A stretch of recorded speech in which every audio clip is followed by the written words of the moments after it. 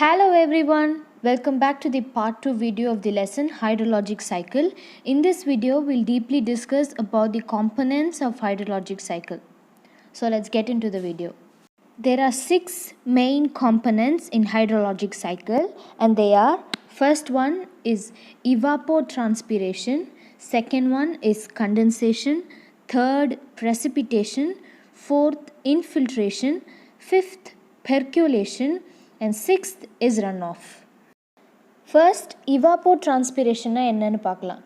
நம்ம ஏர்த்தில் இருக்கிற வாட்டர் பாடிஸ்லேருந்து இவாப்ரேஷன் மூலயமா லாஸ் ஆகிற வாட்டரும் அண்ட் நம்ம ஏர்த்தில் இருக்க வெஜிடேஷன் அதாவது பிளான்ட்ஸ் அண்ட் ட்ரீஸ்லேருந்து டிரான்ஸ்பிரேஷன் மூலயமா லாஸ் ஆகிற வாட்டரையும் தான் இவாப்போட்ரான்ஸ்பிரேஷன் அப்படின்னு டிஃபைன் பண்ணியிருக்காங்க. க்ராப்டு ஏரியாஸ் அதாவது வயல்வெளி அந்த மாதிரி இருக்கிற இடங்களெல்லாம் எவாப்ரேஷனையும் டிரான்ஸ்பிரேஷனையும் நம்மளால் செப்பரேட்டாக டிட்டர்மைன் பண்ணுறது ரொம்பவே கஷ்டம். அதனால தான் இது எவாப்ரேஷனையும் டிரான்ஸ்பிரேஷனையும் சேர்த்து எவாப்போட்ரான்ஸ்பிரேஷன் அப்படின்னு டிஃபைன் பண்ணுறாங்க. இப்போது எவாப்பரேஷன்னா என்னன்னு பார்க்கலாம்.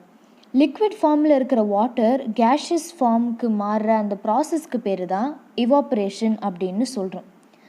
வாட்டர் ஜென்ரலாக 100 டிகிரி செல்சியஸில் தான் பாயில் ஆகும் அண்ட் அது எவாப்ரேட் ஆகிற டெம்பரேச்சர் 0 டிகிரி செல்சியஸ் அப்போது அது எவாப்ரேட் ஆகும். அண்ட் இந்த ப்ராசஸ் ரொம்பவே ஸ்லோவான ப்ராசஸ். டெம்பரேச்சர் தான் ரேட் ஆஃப் எவாப்ரேஷனை அஃபெக்ட் பண்ணுற ஒரு முக்கியமான எலிமெண்ட். டெம்பரேச்சரை தவிர மற்ற எலிமெண்ட்ஸ் அதாவது aerial extent of surface water, wind and atmospheric humidity இந்த எலிமெண்ட்ஸும் ரேட் ஆஃப் எவாப்ரேஷனை அஃபெக்ட் பண்ணும். நம்மளுடைய அட்மாஸ்பியரில் 90% ஆஃப் மாய்ஸ்சர் ஓஷன்ஸ்லேருந்தும் சீஸ்லேருந்தும் லேக்ஸ்லேருந்தும் ரிவர்ஸ்லேருந்தும் எவாப்ரேஷன் மூலியமாக தான் கிடைக்கிது.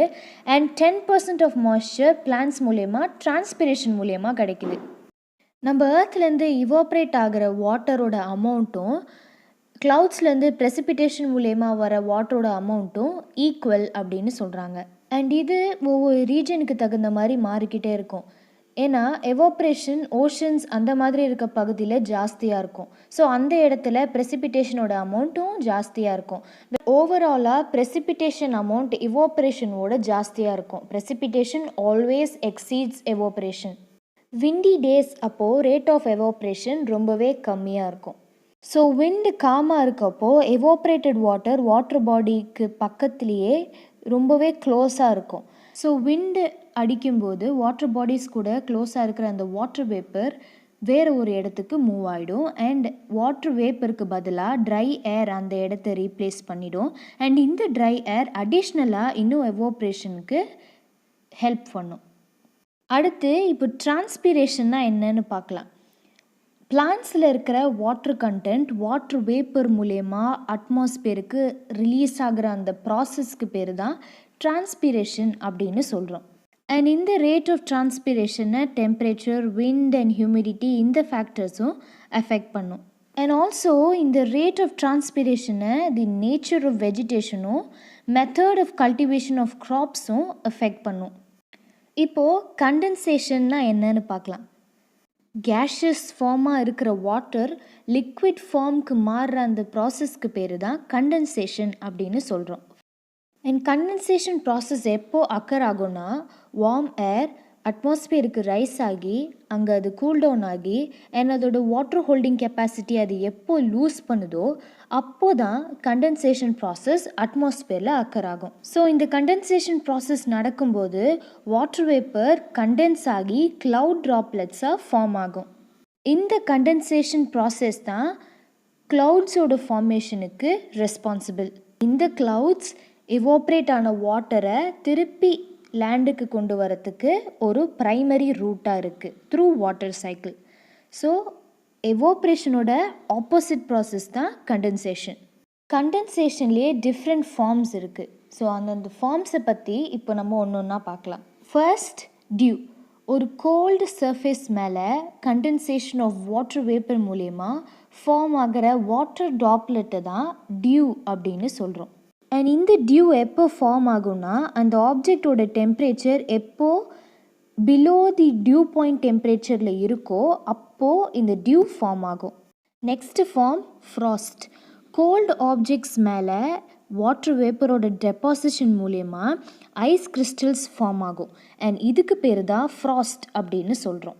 இந்த ஃப்ராஸ்ட் எப்போ ஃபார்ம் ஆகும்னா, அந்த ஆப்ஜெக்டோட டெம்பரேச்சர் எப்போ ஃப்ரீசிங் பாயிண்ட் டெம்பரேச்சருக்கு ட்ராப் ஆகுதோ அப்போது ஃப்ராஸ்ட் ஃபார்ம் ஆகும்.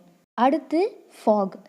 ஏரில் சஸ்பெண்ட் ஆகிருக்கிற டைனி வாட்டர் ட்ராப்லெட்ஸ் ஒரு ஐஸ் கிறிஸ்டல்ஸை ஃபாக் அப்படின்னு சொல்கிறோம். அண்ட் இந்த ஃபாக் நம்மளுடைய விசிபிலிட்டியை 1000 மீட்டர்ஸ் ஒரு அதுக்கும் கீழே வரைக்கும் ரெடியூஸ் பண்ணும். அடுத்து தி மிஸ்ட்.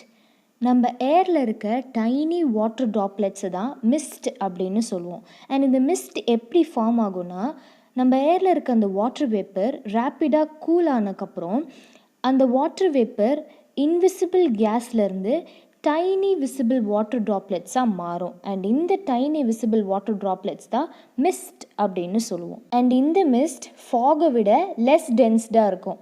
அடுத்து க்ளவுட்ஸ். க்ளவுட்ஸில் டைனி வாட்டர் ட்ராப்லெட்ஸ் ஒரு ஐஸ் பார்ட்டிகல்ஸ் ப்ரெசண்ட் ஆகிருக்கும். அண்ட் இந்த clouds microscopic drops of water are சின்ன சின்ன ஐஸ் கிறிஸ்டல்ஸ் மூலயமா ஃபார்ம் ஆகிருக்கும். ஜென்ரலாக க்ளவுடில் இருக்க அந்த ட்ராப்லெட்ஸோட சைஸ் a couple of மைக்ரான்ஸ்லேருந்து 100 மைக்ரான்ஸ் அப்படின்ற அந்த ரேஞ்சில் தான் இருக்கும். அண்ட் எப்போ இந்த வாட்டர் ட்ராப்லெட்ஸ் க்ளவுட்ஸில் இருக்க அந்த வாட்டர் ட்ராப்லெட்ஸோட சைஸ் 100 மைக்ரான்ஸை எக்ஸீட் பண்ணுதோ அப்போது அது ரெயின் ட்ராப்ஸாக ஃபார்ம் ஆகும். So that's all for today's video. Stay tuned for part 3 video of this lesson. Hope you guys understood it. Please do like, share and subscribe. Thank you for watching.